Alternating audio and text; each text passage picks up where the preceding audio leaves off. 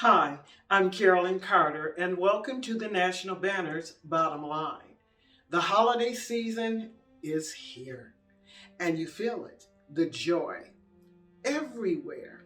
And even it will soon be that our houses are filled with sweet aromas, the turkey baking, the ham baking, just joy.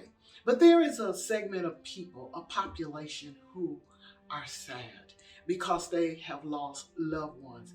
And then due to COVID, we have lost over 1 million plus people. And those people have loved ones who are left behind and who are missing them. And today we are going to talk about grief. The young lady that will speak about grief is named Deborah Wisnick, and she is the clinical pastoral educator manager at Baylor St. Luke's Hospital. Grief, although sad, but a reality. What is grief? Grief is a normal and healthy emotional response to loss. What kind of emotions come up with grief? Your most common ones. Of course, sadness when something is lost. Fear, especially if there's a death. Now I'm left alone, how will I go on? Anger. Why did he die and leave me? Why does the family keep telling me to get over it?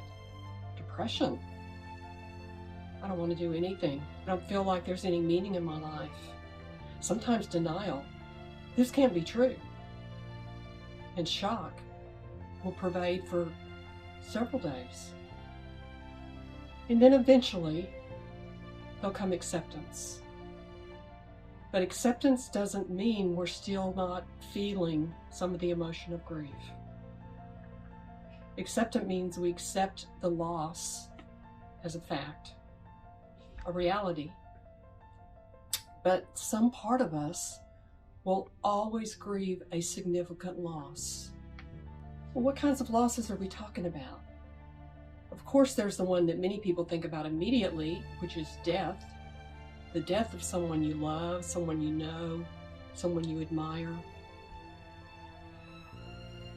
What about divorce?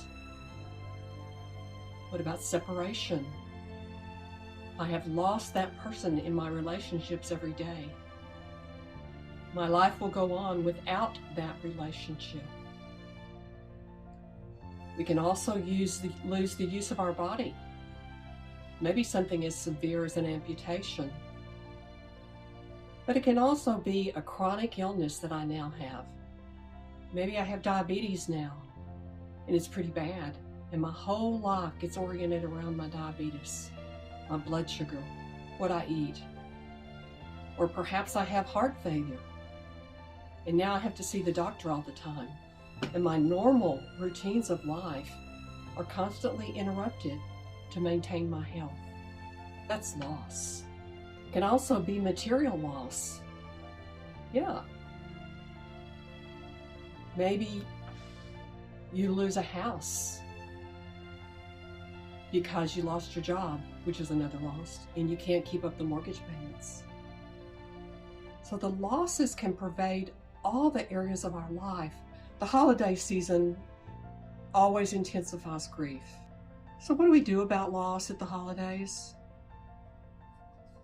Some people want to just get busy and do things. Well, that's one way. You can get busy and distract yourself a little bit. It won't deal with all the emotions, though. Start by naming the feeling. I'm angry that I can't be with my family. I'm so sad that Joe won't be at our table this year because he died in the accident. Name the feeling. Don't avoid those feelings. Name them. And I really encourage you to tell somebody about your feeling. They may be sharing some of your own grief and you don't know it. Name it to someone. It helps you carry the burden when you name the grief. And I really suggest that you find a way to honor the person or the loss that's hitting you so hard. Find a way. Develop your own little ritual. Maybe set a place for the person at the table who can't be with you.